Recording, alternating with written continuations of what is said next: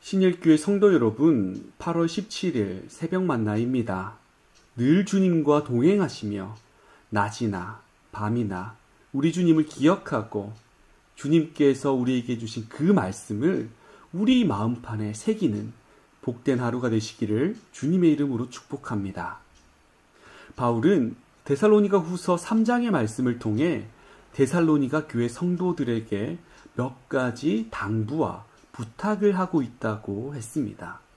그 첫 번째는 어제 말씀이었죠. 바로 기도해달라는 부탁이었고, 오늘 나눌 본문의 말씀에서는 두 번째로 게으르지 말 것을 당부하고 있습니다. 본문의 말씀은 데살로니가 후서 3장 6절에서 12절의 말씀입니다. 본문의 말씀을 제가 읽겠습니다.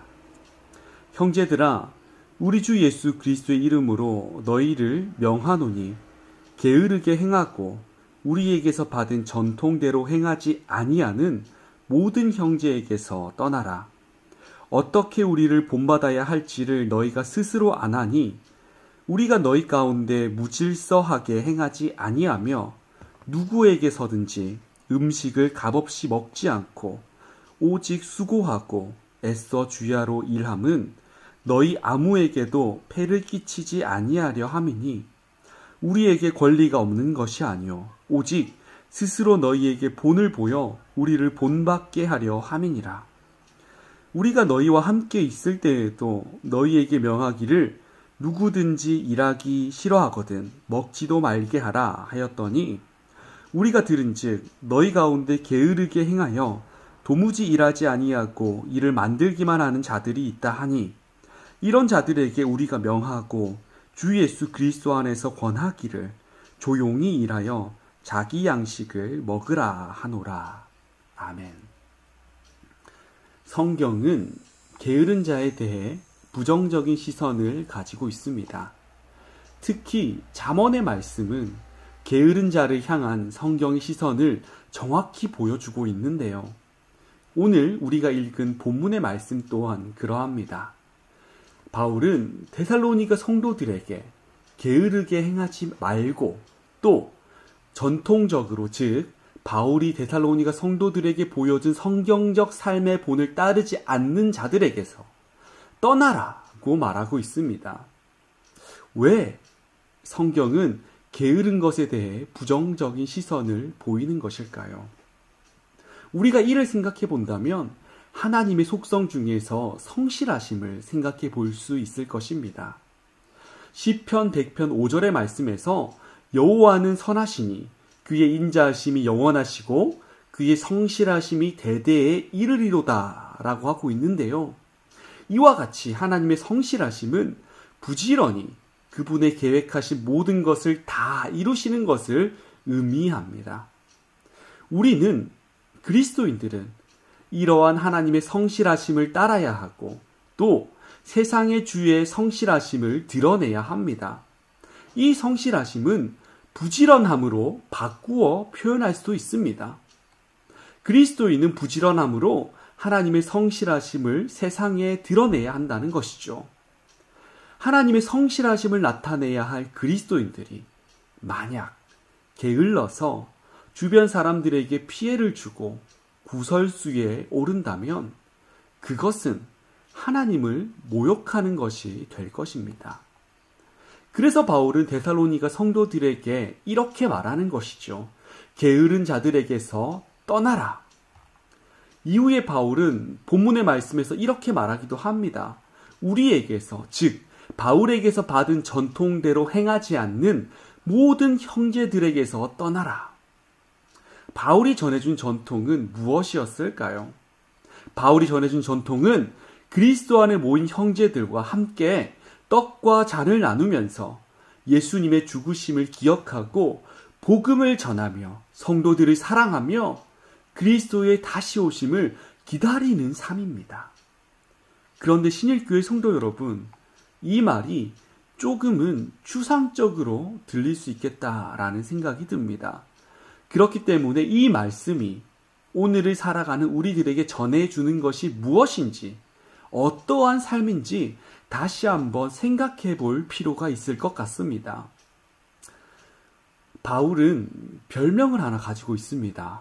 바로 텐트 메이커라는 별명입니다.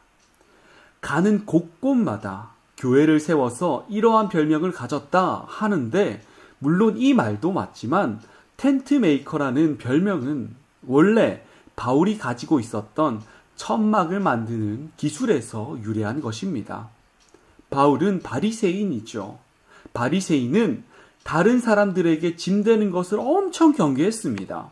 그래서 그들은 기술을 배워서 자기 손으로 일을 하며 하나님의 말씀을 연구하고 가르치는 일을 했었습니다. 하나님의 말씀을 가르치면서 돈을 받는 것을 부끄럽게 여겼기 때문에 스스로 생활비를 벌어서 생활하며 하나님의 말씀을 가르쳤습니다.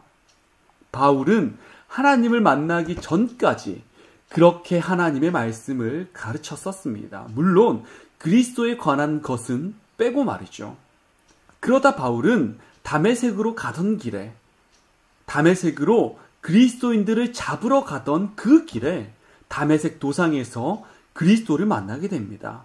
그 이후 바울은 이방인의 사도로 부르심을 받았고 이후 로마 전역으로 복음을 전하게 되는데, 바리새인 때 훈련받은 그 검소하고 부지런한 모습으로 복음을 전합니다.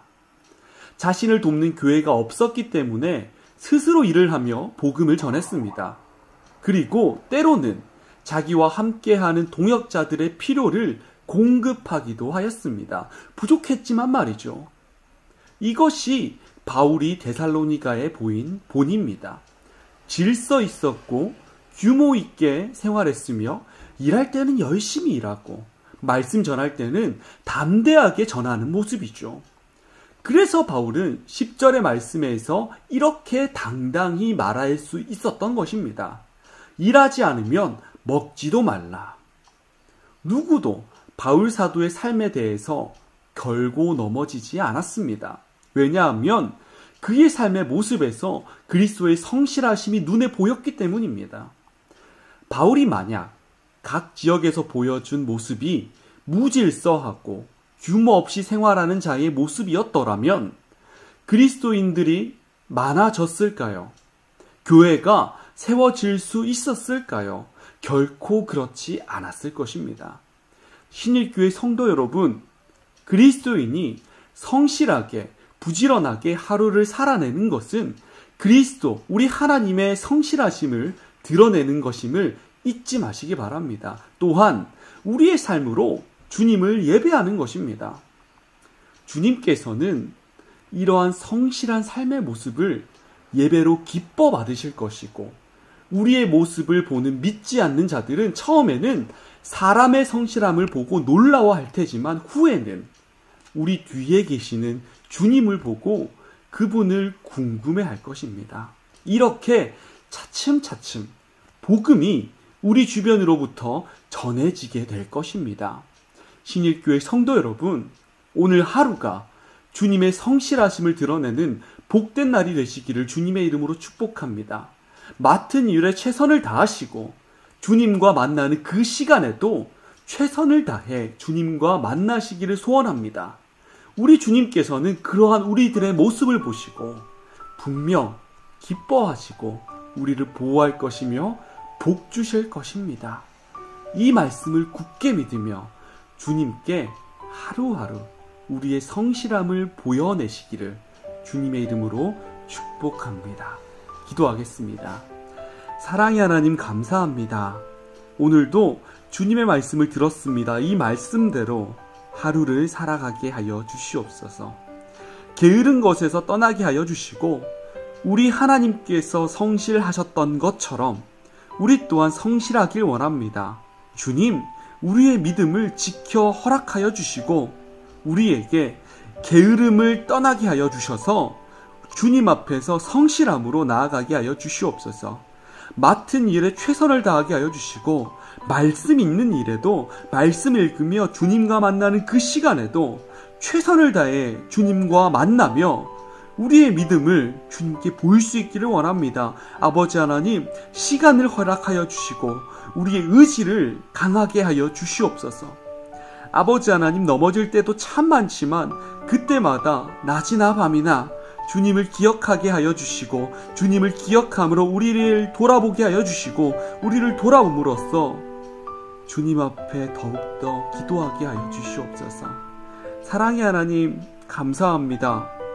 우리 하루가 온전히 성실함으로 주님께 예배드리는 하루가 되기를 원합니다. 아버지 하나님, 우리의 삶을 축복해 주시고 주님께 예배하는 삶으로 만들어져 가기를 우리 주님께서 이끌어 주시기를 바라며, 이 모든 말씀 살아계시고 우리를 늘 이끄시고 우리를 보호하길 원하시는 예수님의 이름으로 기도합니다. 아멘.